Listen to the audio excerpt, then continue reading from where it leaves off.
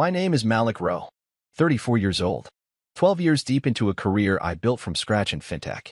I didn't come from money, didn't inherit any big leg up from family. I just put my head down, cut out the noise, and worked. There was something satisfying about watching the numbers grow, my savings account, my credit score, my investment portfolio. A quiet sort of pride lived in every milestone. I didn't brag. I didn't post. I just prepared. And for the past few years, I prepared for one thing more than anything else, a home. Not a temporary spot to crash or an apartment that was good enough. No, I wanted something lasting, something mine. A foundation to start the next chapter with the woman I loved, Talia Monroe, my wife. Smart enough to charm a boardroom, beautiful enough to turn heads twice, and persuasive in a way that made people believe in things they hadn't even considered before. I fell hard for her ambition. She spoke often about our future home, about Sunday mornings with the windows open, fresh sourdough rising on the stove, maybe even a baby monitor on the counter. I believed every word. I wanted that life, too. So we started the search. For months, every weekend was a new viewing. Me, with my spreadsheet and inspection checklist. Talia, with her Pinterest boards and latte in hand. She could walk into a house and imagine the life we'd live inside it before we even passed the foyer. This could be the nursery, she'd whisper with a smile, tracing her hand along a sunlit wall. Or, can't you see movie nights right here, while twirling in a living room like it already belonged to us? I didn't stop to ask how we'd pay for it. I assumed we were aligned. Love, after all, was a team sport. I had $100,000 saved. That took years, sacrificing vacations, taking on extra work, funneling bonuses into a separate account labeled simply the house. I'd even cleared my debts, timed everything around interest rates, and kept my credit immaculate. When it came time to get serious about a mortgage, I thought it would be simple. 2 incomes, good intent, shared vision. I was wrong. It started small. The mortgage broker pulled our records. He complimented mine, strong financial history, dependable income, excellent risk score. Then he glanced at Talia's file. His eyebrows twitched just slightly. I noticed. She laughed it off and squeezed my hand like it was nothing. Later, when we were alone, I pressed gently. That was when I learned the truth. Talia hadn't saved.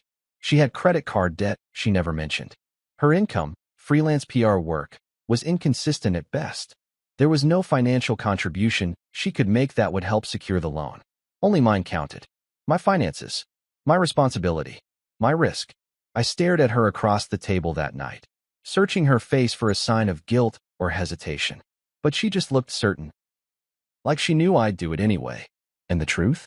I did. Because I loved her. Because I believed love would carry the rest. Because I thought if I paid the down payment, covered the closing costs, managed the mortgage, she'd see it as devotion. As partnership. As proof of the life we were building together. I didn't ask her to pay me back. I didn't put it in a contract. I just did it.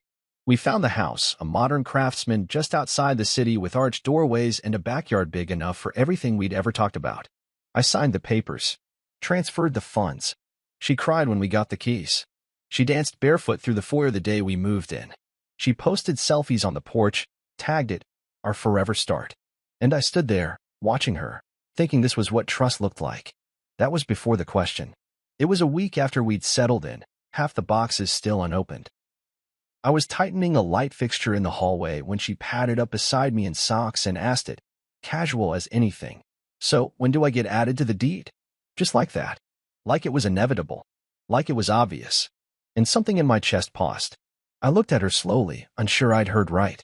What do you mean? The deed, she said again, a smile playing at the edge of her lips. I mean, this is our house, right? I just assumed you'd had my name now that we're moved in. I set down the wrench and stood fully. Talia, the mortgage is in my name. I paid the down payment. I took on the risk. We talked about this. She didn't flinch. Right, but I'm your wife. It's not like I'm a stranger. We're building a life together. I wanted to choose my words carefully, but I also wanted to be honest. Yes, we're married. But the house, it was my investment. My savings. That's not a judgment. It's just the math. Her smile faded, but her tone didn't change. So you don't trust me? It's not about trust. It's about protecting what I built. If something ever happened. You think I'd come for your house? She asked, a softness vanishing behind quiet steel. I think I've seen what happens when people assume too much, I said, and I meant it. She didn't raise her voice. She didn't argue. She just said, okay, and walked away. I stood there for a long time afterward, the hallway bulb flickering above me like it was waiting for me to finish the job. But I didn't move. That okay felt like a crack in something I hadn't realized was fragile. I didn't know it then, but that moment would split everything wide open. It wasn't the end. It was the ignition. And as I looked at the walls we'd chosen together, the space that felt like a shared dream, I suddenly wondered if we'd ever been dreaming the same thing at all. The thing about a quiet okay is that it doesn't echo right away. It lingers, stays suspended in the air like a loaded breath, waiting to land. That night, I tried to tell myself she was just disappointed, that maybe she felt left out of something she wanted to belong to. I could understand that. I wanted to be understanding. I even looked up ways to make her feel more included in the home, offering her full creative control over the guest room, talking about renovations we could plan together. But beneath every suggestion was the same unspoken truth. The house was mine, and she knew it. 2 weeks passed. We were polite. Not cold, not exactly distant, just careful. She'd kiss my cheek in the morning, hand me my coffee, ask how work was. But something in her had turned. Like a dial had been quietly adjusted to a new setting. I thought it would pass. I thought we would settle back into normal once the moving chaos died down. I didn't realize she'd just started staging a different kind of move altogether. It was a Saturday when she brought it up again. Not privately, not gently. We were sitting in the living room, and her parents, Elliot and Marcia Monroe, were over for what I assumed was a casual visit. They brought a bottle of white wine and compliments about the landscaping. We made small talk about work, the neighborhood, and the local art walk scheduled for next month. And then, as I was slicing into the lasagna Talia had baked, Marcia looked up and asked, "So, when are you putting her on the deed?" I paused mid-cut, unsure I'd heard right. "I'm sorry." "The deed," she repeated, with that practiced sweetness that always managed to sound like a reprimand wrapped in velvet. "You're married now. Surely this is her home too." Talia didn't meet my eyes. She just refilled her father's wine glass and waited. I set down the knife. "We've had this conversation," I said calmly. "I'm the one on the mortgage. I paid for the down payment. The house was purchased entirely with my finances." Elliot, always the smooth diplomat in his tailored blazer and leather loafers, leaned forward. "Yes, Malik, but you're married. It's not about who paid. It's about what kind of partnership you want. Are you really going to split hairs over a technicality?" "It's not a technicality," I replied. "It's a legal, financial reality. She didn't contribute to the purchase. There was no joint application, no savings combined. It's not an insult. It's just the truth." Marcia's tone sharpened, just enough to cut without raising her voice. "So you don't see this house as a shared asset? Not when one person took on all the liability." "No." Talia still hadn't said a word. That silence roared louder than anything else in the room. I turned to her, expecting something, clarity, solidarity, anything. But she finally looked up and said, "I just thought being your wife meant being your partner." "You are," I replied, "in everything that matters. But this house was bought on a foundation I build alone. That doesn't erase our marriage. But it does matter." Elliot scoffed and leaned back in his chair. "Sounds more like you're running a business than a marriage." That line stuck with me, not because it hurt, but because of the irony. I was running a business, one that had taken me over a decade to build. I didn't take shortcuts. I didn't gamble. I made strategic choices every step of the way to ensure I'd never end up back where I started, broke, depending on luck, hoping someone else would rescue me. That kind of survival teaches you to separate emotion from decision-making, even when it's inconvenient, even when love is involved. After her parents left, Talia didn't bring it up again. No accusations. No tears. She just went quiet in a different way. Not cold, but composed. Deliberate. Like she was marking a shift internally when I hadn't been given a vote on. She stopped making little comments about home decor. Stopped sending me Zillow links for backyard inspiration or screened-in porch additions. She began moving like someone who was still in the house, but no longer building a home. A week later, I noticed subtle changes. Her calendar filled up with consults and strategy sessions. I asked if she was landing new clients. She said yes, but offered no names, no details. She was in motion, somewhere between our marriage and something she hadn't told me yet. Then came the odd text from her cousin. "Hope it all works out." You've earned your security. I asked Talia what she meant. She just smiled and said, nothing. Probably just being dramatic. The next night, I walked past the kitchen and overheard her on the phone with her mother. He's being unreasonable, she said. But I'm handling it. Don't worry. That was the first time I truly felt the gut-deep certainty that something wasn't just wrong. It was being orchestrated. The truth is, I didn't expect Talia to back down. But I never expected her to weaponize the marriage either. I thought we were negotiating a difference in values. But she was laying the groundwork. I could feel it. The following Sunday, I got a call from my own mother. She'd received a visit from Talia, dropping off a care basket, asking how she was. Nothing dramatic, but unusual. They weren't close like that. And Talia had never stopped by unannounced in our entire marriage. My mother, wise and patient, simply said, she's planning something, Malik. Protect what you've built. I didn't sleep that night. Not out of fear, but from the sheer exhaustion of realizing the woman I loved might now be playing by a different rulebook. I thought marriage was about shared sacrifice. But she seemed to think it was a shortcut to something earned by effort, not entitlement. And that was when the pressure in my chest shifted into something colder. Not anger. Not heartbreak. Just awareness. Whatever was coming next wasn't a conversation. It was a strategy. I first noticed the spreadsheet the same way you notice a hairline crack in a windshield. Harmless at first glance, but already threatening to spread. It was open on the kitchen counter one morning, her laptop angled slightly toward the fridge like she hadn't meant for me to see it. Or maybe she had. A bright Excel file labeled Household Contributions, T. Monroe. I clicked it without thinking. Rows of dates, item descriptions, amounts, receipts. It wasn't just groceries. It was gas, toilet paper, light bulbs, even $3.79 for a pack of napkins from the corner store. Next to each item was a column labeled Shared Use and another for Value Added to Home. There was a note at the bottom, in red, pending discussion regarding equity alignment. I stood there, gripping my coffee mug like it might shatter. She had turned our daily life, our shared routines, into a billing cycle. And suddenly, all the casual conversations and clipped tones from the past few weeks made sense. This wasn't passive aggression. It was documentation. She was building a record, one pack of paper towels at a time. That evening, I asked her about it. I didn't accuse. I just said, I saw the spreadsheet. Talia didn't look up from her phone. Good. I was going to show it to you. What is this? I asked. You're invoicing me for dish soap now? It's not an invoice, she said calmly, still scrolling. It's a record. Since we're being technical about who owns what, I figured it was only fair I track my contributions too. I waited for her to laugh, to say it was a joke or a point she was trying to make about fairness. But she just locked her phone and met my gaze, calm as ever. You're tracking $12 light bulb runs? She raised an eyebrow. You told me this house was your investment. I'm just making sure I don't get erased from the narrative. Talia, this isn't a courtroom. No, it's a contract, she replied. That's how you framed it. You made the house a financial asset. You said it wasn't about trust, it was about math. So now I'm using math too. I wanted to scream, to shake her and ask what happened to us. But instead, I said nothing, because I realized it wouldn't matter.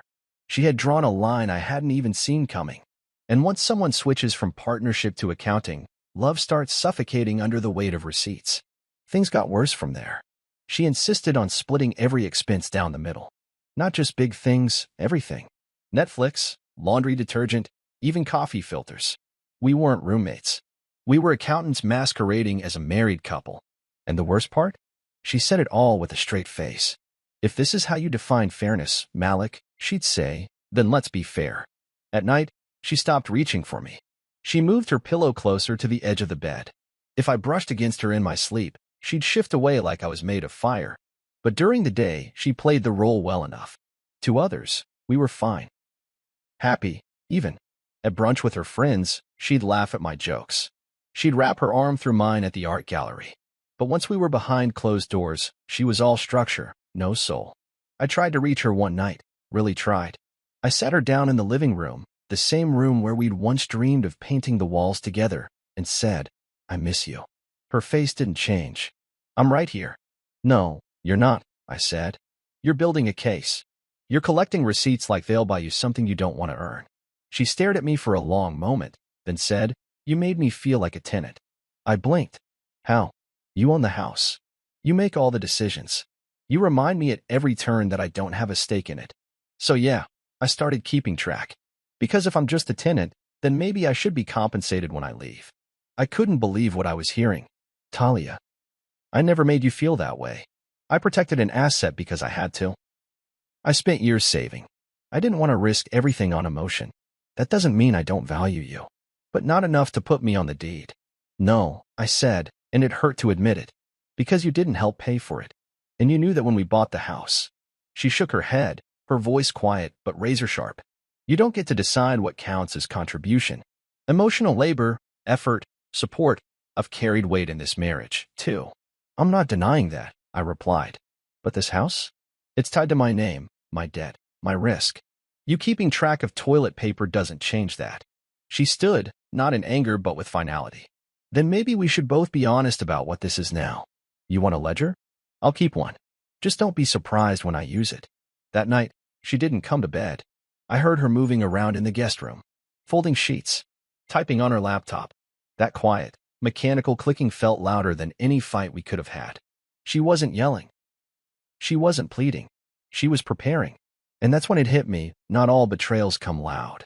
Some of them come in neat spreadsheets, in polite smiles and perfectly framed narratives.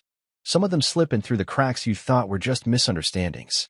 I lay awake staring at the ceiling, realizing I'd married someone who now viewed me not as a partner, but as a position, a gatekeeper to something she felt entitled to. And I couldn't tell anymore if the love I thought we had ever truly existed, or if I had just been the first investment she needed to make. I pulled into the driveway that Thursday evening expecting the usual quiet tension, the kind that had settled into our home like dust on untouched shelves. But when I stepped through the front door, it didn't feel tense. It felt rehearsed. The lights were dimmed. A bottle of red was already breathing on the kitchen counter. There were 3 wine glasses on the table. Talia was wearing her calmest face, the one she used when she wanted something to seem natural even when it wasn't. Her parents were there again, of course they were, and this time, so was someone new. She was seated where I normally sat, legs crossed, a legal pad open in front of her, as if this were just another casual evening of conversation and litigation. Her hair was in a sleek bun, not a strand out of place. She wore a blazer in the exact shade of legal authority, gray, clean, firm. Talia introduced her with a smile that didn't touch her eyes. This is Jory Baines, she said, as if she were offering me an hors d'oeuvre. She's a family law attorney. I didn't sit down. I didn't greet her. I just stood there, my keys still in my hand, the weight of the day crashing into the weight of what this evening was about to become. Why is there a family lawyer at my dinner table? I asked. Jory smiled, disarming and pleasant, like she was about to explain a traffic violation rather than the beginning of a legal siege. Just here to offer some clarity, she said. Talia had some questions about her rights as a spouse. It's all very preliminary. I looked at Talia. She didn't flinch. Preliminary to what? Elliot cleared his throat. Malik, don't be dramatic. It's just smart to be informed. No one's making threats. No, I asked, voice even. Then why is there a legal pad on my table? Because, Jory said, your wife wanted to understand her standing, specifically in regard to the home you both share. It's a common concern, really, especially when only one spouse's name is on the deed. I nodded slowly, like someone decoding a language they weren't fluent in yet. So she hired you, behind my back, to explore her options. It's not adversarial, Jory said, flipping a page. Not yet. That word, yet, settled into the pit of my stomach like a stone. Talia poured herself a glass of wine. Her hand didn't tremble. Her lips didn't move. She let the lawyer do the talking. Technically, Jory continued, if Talia has contributed to the maintenance or improvement of the property, financially or through domestic support, there's a potential claim to marital equity, even if she's not on the title. I blinked. She bought a rug. She makes lasagna. That's not equity. It's not just about receipts, she replied, cool and instructive. It's about intention, contribution, perception of shared ownership. I turned to Talia, my voice dropping to something quieter, something that hurt to use. Is this really what we're doing now? She finally met my eyes. You made it clear this house wasn't ours. You can't be surprised that I started asking what that means for me. I shook my head. Talia, I never tried to take anything from you. I protected what I built because I had to. Because I've seen what happens when you don't. You took that as an attack. No, she said. I took it as a warning. Her mother, Marcia, jumped in then, ever the polished echo chamber. She's your wife, Malik. Not your tenant. Not your assistant. She deserves to be secure. And I've never denied her that. I snapped. But securing her future by threatening mine? That's not love. That's strategy. There was a beat of silence so thick it nearly stole the air out of the room. Then Jory closed her folder gently and stood. This has been productive. I'll leave my card in case you want to talk further. She said it like a courtesy, like she hadn't just dropped a legal grenade into my home, and smiled while it ticked. She shook Talia's hand, nodded at her parents, and then turned to me with that same mild, diplomatic tone. You've built something impressive, she said. I can see why you want to protect it. And then she left. Talia didn't say anything for a long time after the door closed. She stood at the sink rinsing her wine glass, as if nothing about this night was unusual. I watched her hands move, graceful, detached, methodical. This is what it's come to? I finally asked. Hiring lawyers and bringing them into my house? Our house, she corrected. No. That's exactly what this conversation is about, isn't it? This is my house. You just decided you wanted a bigger piece of it. She turned off the faucet and dried her hands. I decided I didn't want to be caught empty-handed if things went sideways. And who turned it sideways? She didn't answer. I slept on the couch that night. Not because she asked me to. Not because I was angry. But because I couldn't lie in that bed, next to someone who had quietly armed herself while I thought we were still building a life together. I stared at the ceiling, listening to the occasional creaks in the floorboards above, wondering if she was upstairs drafting emails or just sleeping soundly with the satisfaction of having made her move. The next morning, she made coffee like nothing had changed. And maybe, for her, it hadn't. Maybe this was always the plan. Get the house. Get the position. Then secure the power. I looked around the kitchen. Every item suddenly felt heavier. The mug she bought on a weekend trip. The placemats we argued over in a boutique store. The framed quote above the oven, "Together is a beautiful place to be." What a lie. Together was no longer a place. It was a tactic, a posture. And somewhere between my first down payment and that lawyer's final smile, I had stopped being a husband and become an opponent. The sound of silence in a house you used to call home is a strange thing. It's not peace. It's not quiet in a meditative, comforting way. It's brittle, tense. A hum behind the walls, like the house itself is holding its breath, waiting for something to crack. And maybe that was the worst part, realizing the house knew before I did that we were done pretending. Talia and I still moved around each other like two people maintaining a routine for the sake of witnesses. We made coffee. We answered emails. We walked in and out of rooms with polite nods and frozen smiles. But she didn't sleep beside me anymore. The guest room became her fortress, and the door stayed closed at night like it was lined with barbed wire. She didn't slam it. She didn't shout. She simply chose distance and let silence make the statement for her. What gutted me most wasn't the arguments. It was the absence of them. There were no fights because we both knew what was happening. She had stopped trying to convince me. I had stopped hoping she would. There was nothing left to clarify. Just the long, slow decay of something I had once called marriage. Her parents kept calling, like agents negotiating on her behalf. Elliot tried logic, laying out scenarios and hypothetical compromises. Marcia, always the strategist, played emotional chess. Think about the family, she said once. Think about what you're modeling for future children. I wanted to laugh. Children? I couldn't even leave my laptop unattended in the living room anymore. But I didn't laugh. I didn't yell. I just listened. Let them speak. Let them push. Let them tell me I was making a mistake, that I was being cold, stubborn, unfair. And through it all, I kept returning to the same question in my mind. Was this ever about love? Or had I fallen for someone who had always been calculating? I started noticing things that didn't sit right in hindsight. The way she'd always wanted to host events but left the cleanup to me. The way she made big declarations of gratitude when I did something generous, but never reciprocated with anything beyond words. The way she used the phrase, "our goals," but never put a dime toward them.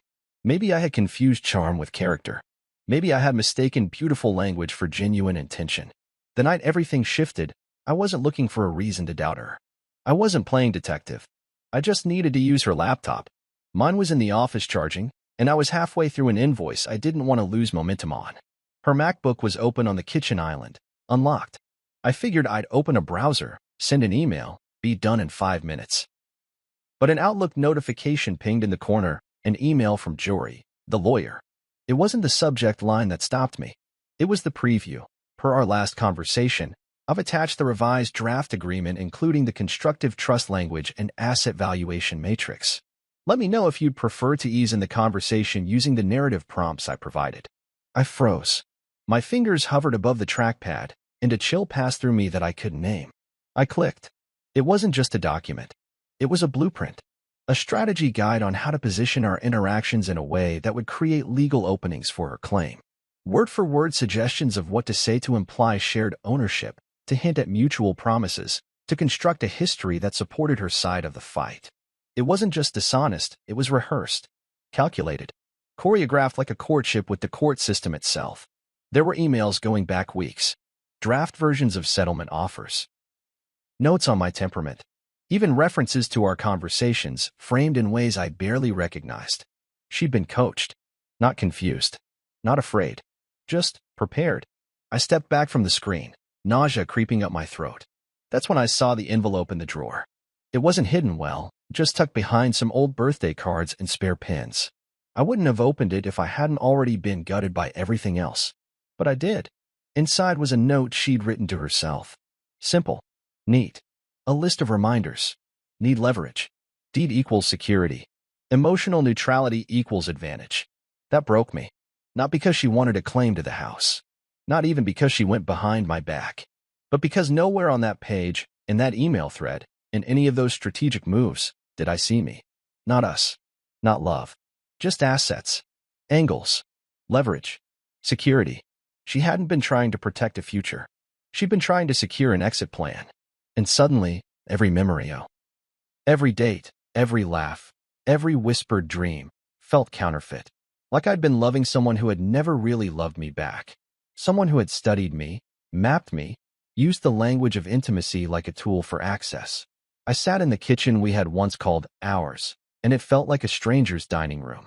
I looked around at the pendant lights we chose together, the reclaimed wood table she had insisted on, the backsplash tile I had installed with my own hands while she sipped wine and cheered me on, and I realized she had cheered for the structure, not the man building it. She came home later that night, keys jingling, steps light, like it was just another evening. She walked past me, said, "Hey," like nothing had changed. I didn't say a word. I just watched her move through the space, touching things she never paid for, breathing in air I'd spent years earning. And I realized, painfully and with complete clarity, she never chose me. She chose what I could give her. And now she was choosing how to take it. I waited until the silence in the house felt too unnatural to ignore. Until her steps had become predictable, the soft shuffle down the hallway after brushing her teeth, the pause before closing the guest room door, the light click of her phone charger snapping into place. That night, I didn't follow her with suspicion. I followed her with clarity. I'd read the emails. I'd seen the note. And now, I just needed to hear it from her. She was standing by the bedroom window in the guest room, looking out into the darkness like it had answers I didn't. Her reflection caught the lamplight just enough to paint her eyes in glassy resignation. I knocked once on the doorframe, didn't wait for an invitation, and stepped in. "We need to talk," I said. She didn't move at first, just turned her head slowly, like this was a scene she'd rehearsed, and now it was finally here. She gestured to the corner armchair, the one she had dragged into this room from the reading nook downstairs. A claim laid, just like everything else lately. I didn't sit. "Are you planning to sue me?" She blinked, once. No shock. No gasp. Just a long, measured breath. "That depends." "On what?" "On whether you leave me with no choice." I stared at her, and for a second I saw the woman I married. The curve of her cheekbone, the small freckle near her collarbone that she always covered with makeup. I remembered kissing that spot once and promising we'd never fight about money. And now here we were, standing on opposite ends of a cliff neither of us was willing to leap from or bridge. "Don't spin this," I said. "Don't pretend this is about desperation or being cornered." I saw the emails, the strategy, the phrasing Jory gave you, the constructive trust claim. She folded her arms. "Then you know I have rights. Do you even hear yourself? This is our marriage. And you're treating it like a boardroom negotiation. You made it that way," she said sharply. "You made it clear the house was yours. The money was yours. The choices were yours. I had to protect myself. Protect yourself? I snapped. From what, Talia? A man who paid for everything? Who wanted to build a life with you? Who never once asked you to match what I gave, but just to respect it? She didn't flinch. Respect would have been adding me to the deed, not locking me out of something I helped create. You didn't help create it, I said, and I hated how cold I sounded, but it was the truth. You didn't put down a single dollar. You didn't build the credit. You didn't sign the mortgage. You didn't risk anything. She looked down at the floor then, and for a moment I thought, hoped, something in her might break, might soften. But when she looked up, her voice was even. I risked everything marrying you. That line sat in the air like smoke. I didn't know if she meant it as a weapon or a plea, but it only made me feel more distant from the woman I thought I knew. And if I had just added your name? I asked quietly. Would this conversation be happening right now? She hesitated. That was the answer. She didn't need to say anything. The pause told me everything. Her eyes dropped again, and this time there was no performance, no argument. Just stillness. That's what I thought, I said. There was no yelling, no dramatic exits. Just that low, final hum of realization passing between us. She wasn't confused. She wasn't reaching for understanding. She had made a decision.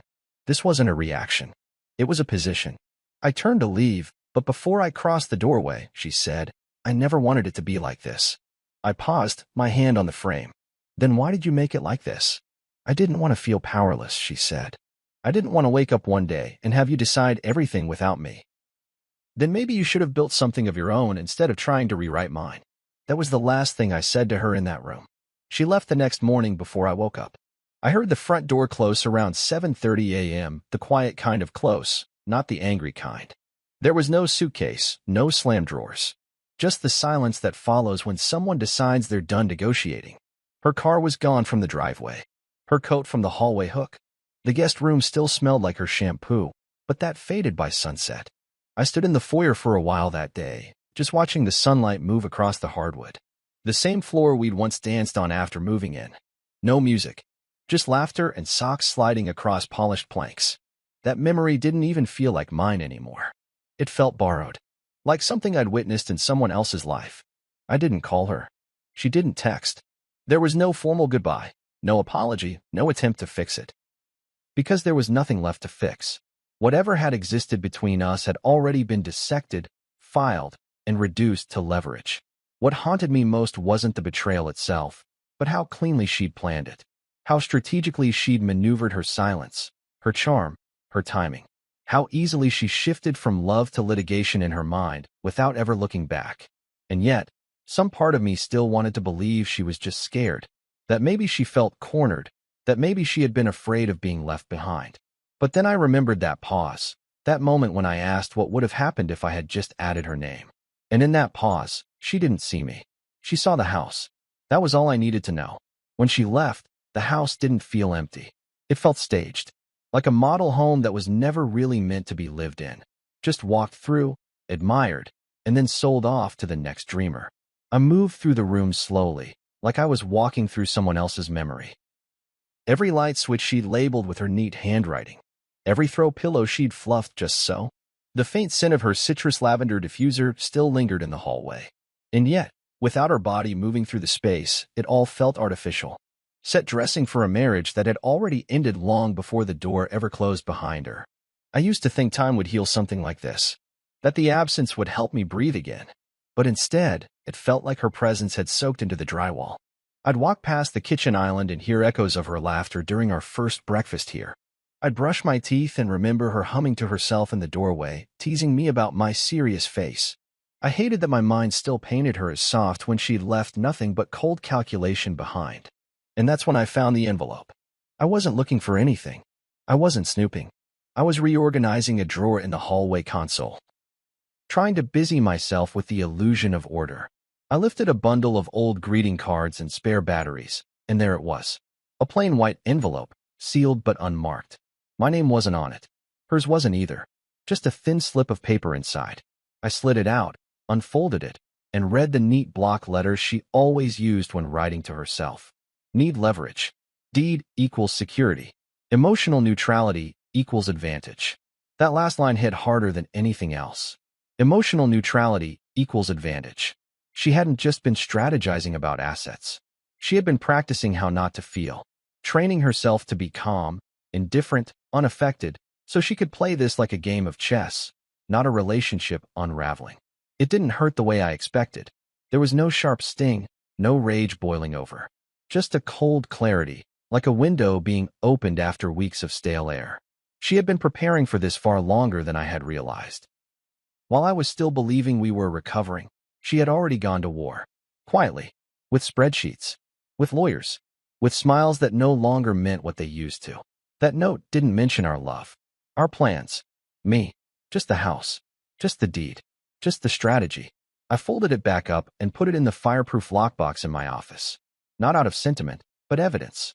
A small artifact of truth in her own handwriting. Over the next few days, I noticed how much of her remained, not in presence, but in the space she'd curated. The mirror she insisted on hanging in the hallway still reflected every inch of emptiness. The curtains she fought for because they softened the edges still caught the breeze when the windows were open. The color she picked for the living room, frosted pine, looked bluer now, colder, like the walls themselves were siding with her.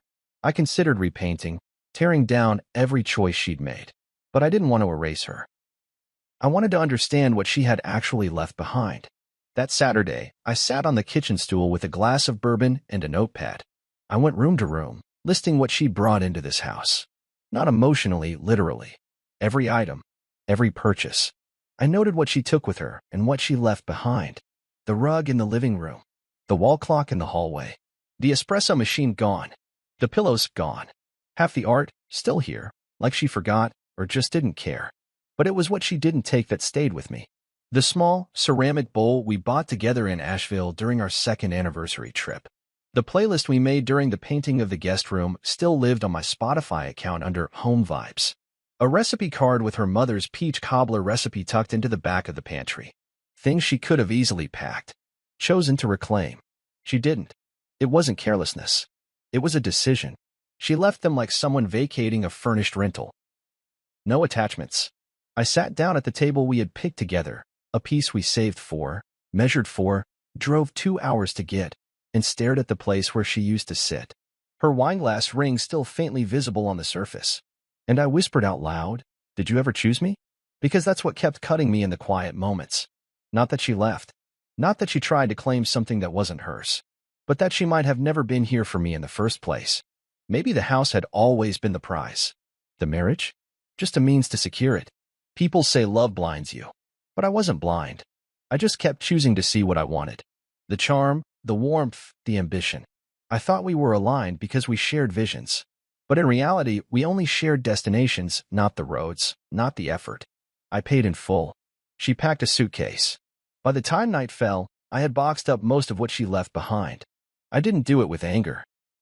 I did it the way you clean up after a houseguest overstays their welcome, carefully, quietly, with a touch of disbelief that they ever treated the space like it was theirs to begin with.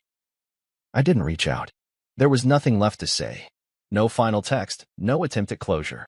I'd already read her final message, the one she didn't send, the one she wrote to herself. That was her truth. And now, this was mine. She walked away with nothing in her hands, but a lot in her favor. I stayed with the deed, the mortgage, the silence, and the truth. This house may echo her name and details for now, but one day soon, it won't. It will only echo mine. I didn't call a lawyer out of revenge. I called him because I had finally accepted that I wasn't in a marriage. I was in a negotiation that never got properly signed. And now I needed boundaries. Not just emotional ones, but legal ones. Talia had already crossed that line with ease, retaining counsel, collecting receipts, scribbling leverage like a general mapping terrain. I had tried to stay calm, civil, focused on the humanity between us. But humanity didn't stand up in court. Documentation did. Brenda Knight came highly recommended. Calm, unflinching, the kind of attorney who didn't posture or oversell. His office smelled like citrus wood and reason. I handed him a folder with everything. Copies of the mortgage, the bank transfers, screenshots of the emails I'd found, and even the handwritten note Talia left behind. He scanned everything without interrupting me, nodding occasionally, his pen moving like a metronome. When I finally finished explaining, he looked up and asked one simple question. Do you want to protect the house or make a point? Both. I said without hesitation. He nodded. Then we'll start by eliminating ambiguity. We drafted a letter. Precise, non-combative, but firm. A formal declaration that the property was purchased prior to any joint legal claims, funded solely by my personal income and assets, with all ownership, equity, and liability held exclusively in my name. We included every attached proof: bank transfers, pay stubs, mortgage approvals. I signed it in his office, watching the ink dry like I was carving a line into stone. The letter went out the next morning, emailed directly to Jory Baines, with a hard copy hand-delivered for good measure. Brendan told me not to expect a reply immediately. He was right. Talia didn't respond. Not to me. Not to Brendan. Not even through Jory. For days, there was only silence. I kept waiting for the next move, for a counter, a protest, a thinly veiled threat. But nothing came. She didn't return to the house. She didn't even show up to collect more of her things. It was as if the moment legal language entered the space, she lost interest entirely. Like a thief who only wants the vault if it's left unlocked. At first, I took it as relief. She was gone. The house was mine. My name alone on the deed, and now on every page of the legal reinforcement. The silence felt victorious. But then, like any silence that lingers too long, it turned into something else. Grief. Not over her, but over what I had lost without realizing it. Trust. Not just in her, but in myself. In my instincts. In the version of reality I thought we were building. I kept walking through this house with ghosts of us trailing me. I'd look at the bathroom mirror and remember the time she'd drawn a heart on the fogged-up glass after a shower. I used to smile when I saw that. Now it felt like a trick. Like she'd been training me to associate sentiment with the space she intended to take. Brendan called a week later with a follow-up. Still no response, he said. Is that good? It's not bad. Sometimes silence is its own surrender. But it didn't feel like surrender. It felt like a door had quietly closed without the dignity of a slam. I started reasserting my presence in the house, like I was trying to remind the walls who really lived here. I printed framed photos of myself with my parents and set them on the mantel where our wedding photo used to sit. I replaced the throw pillows she'd left behind with a set I chose, deep rust and charcoal. I changed the passcodes on the smart home locks. Not out of spite, just certainty. It was time to take back the space not just physically, but emotionally. And yet, even as I was reclaiming every inch, I couldn't shake the small griefs that stuck to everything. The places we had made decisions together now felt like scenes of stage betrayal. The kitchen island where we used to share late-night ice cream now felt like a deposition table. The master closet still smelled faintly of her perfume, even though every article of her clothing was gone. I boxed the scent away with new candles. Sandalwood. Fir. Cedar. I was teaching the house how to forget her. Some evenings, I sat out on the back patio with a drink, watching the sky change over the fence we'd once talked about painting. She never helped paint it. She just pointed out the color. I realized how many of her fingerprints were on decisions, not labor. How often she curated the aesthetic, but never touched the foundation. I thought of calling her, asking why she didn't fight harder, why she didn't respond to the letter. But then I remembered what Brendan said the day we signed the notice. Some people don't respond when they know they don't have a leg to stand on. They disappear and reframe the story elsewhere. I could hear her now, somewhere out there telling her version. That I shut her out. That I made her feel like a guest in her own home. That I forced her hand. That I didn't want to share. She'd leave out the part where she never offered to help build it. Leave out the part where she hired a lawyer before she asked me one last honest question. I don't regret protecting what I built. I regret thinking someone else would protect it with me. That was the lesson I was left with, not bitterness, not vengeance. Just the knowledge that trust, once lost in the quiet between legal strategy and passive silence, doesn't come back. It doesn't reset. It doesn't forgive. I don't know what she wanted in the end. I only know she didn't get it, and I didn't lose it. That, for now, is enough. It was a Saturday morning when I saw her car roll into the driveway. No announcement. No text. No lawyer.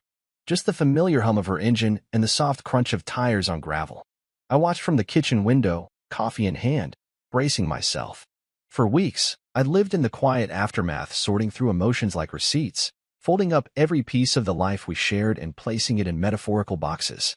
But now, she was back. For real once. She stepped out slowly, wearing that oversized gray sweater she used to wrap herself in when she wanted to feel safe. No makeup. No jewelry. Not even the gold ring she used to fiddle with when nervous. Just Talia. Or some version of her. The one that didn't come to fight. Or win. Just retrieve. I opened the front door before she could knock. She blinked in the sunlight, holding a small cardboard box, eyes flicking past me into the house she once tried to claim. I just came to get the rest of my things, she said. I nodded. You know where everything is. She stepped past me with the ease of muscle memory. Not a stranger, but no longer someone who belonged. I didn't offer her coffee. Didn't ask how she was. We weren't those people anymore. We were something else. Former partners quietly unpacking the last layers of a failed joint venture. She started in the bedroom. Her closet was already empty, but she opened the drawers with care, as if expecting something she left behind to leap out at her. A pair of socks, a small vial of essential oils, a silk scarf tucked behind a travel charger. These were the remnants of her life here. Not enough to matter, but too specific to ignore. She didn't speak much. Just moved methodically, gathering items in careful silence. When she passed me in the hallway, she stopped briefly. I appreciate you not tossing anything, she said, searching my face. I boxed the rest. In the hall closet. She nodded, then went to retrieve them. The espresso machine was next. I had left it on the counter, untouched, even though I'd considered donating it more than once. Watching her unplug it, wrap the cord, and place it in a bag felt symbolic, like the last piece of our mornings together was officially hers now. She moved with the precision of someone who had already mourned, already let go. Maybe she had. Maybe she'd let go long before I ever knew to hold on tighter. She took the throw pillows, the accent blanket from the guest room, and a few cookbooks from the shelf that she never used but insisted made the house look warm.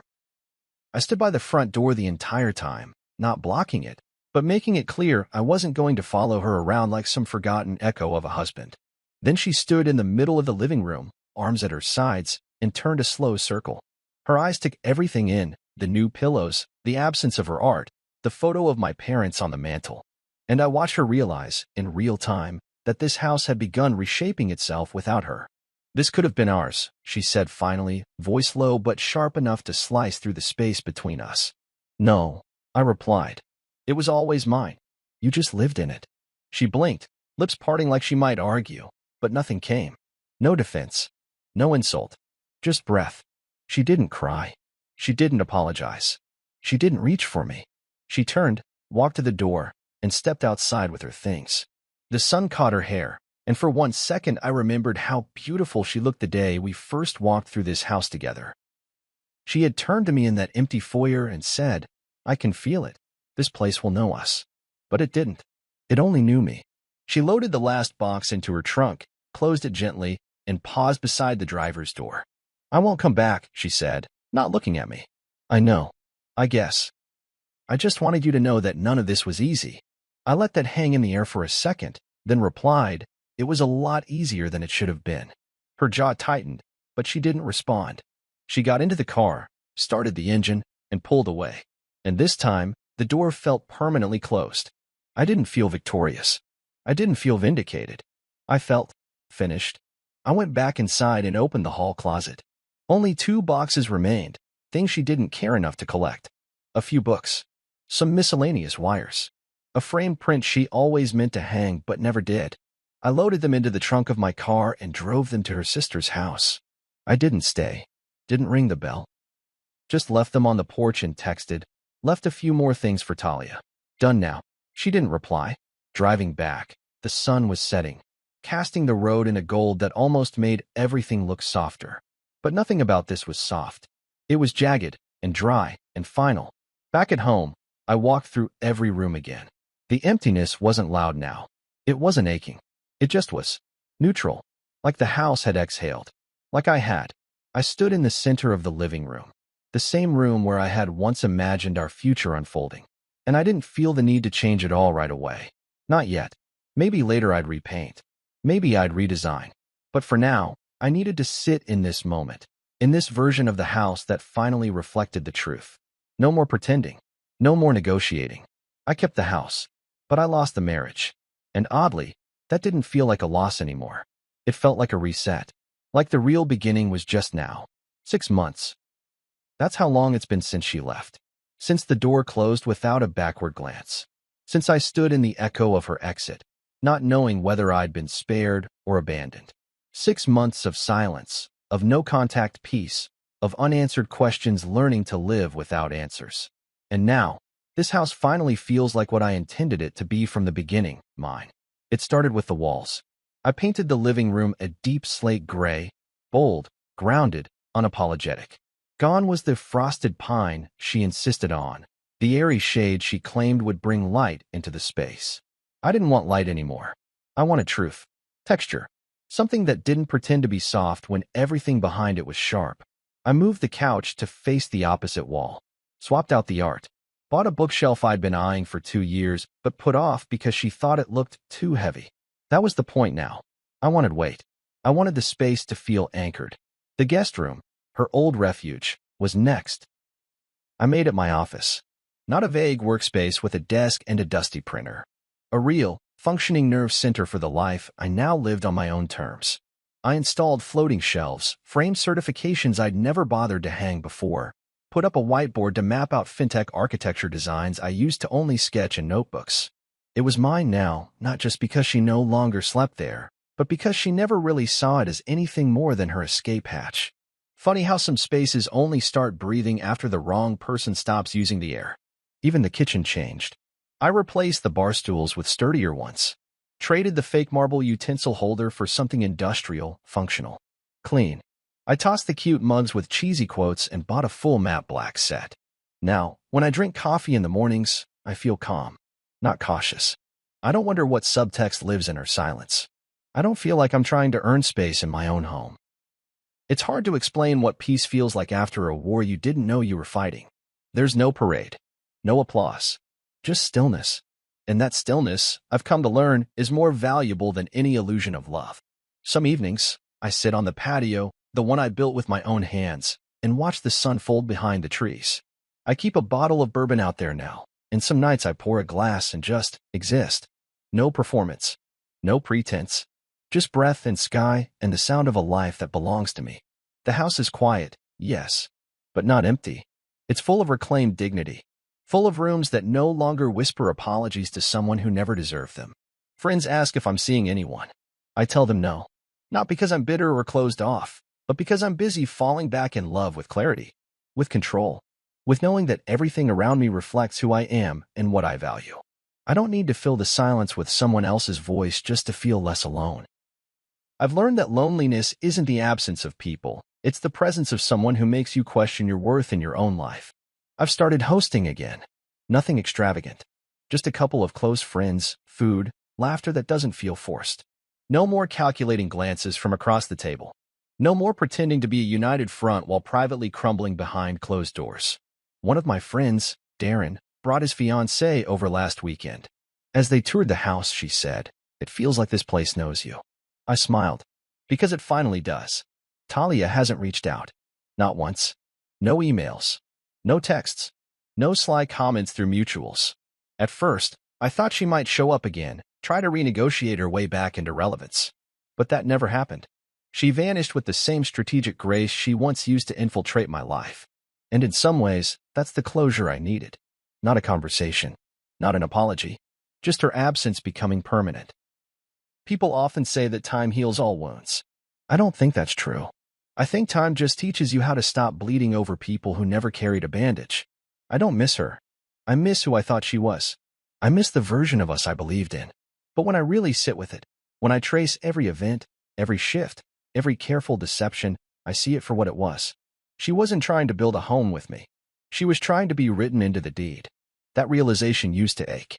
Now, it just sharpens my vision. I've kept every legal document filed, every email, every financial record. Not because I expect a fight, but because I no longer live in the world of assumptions.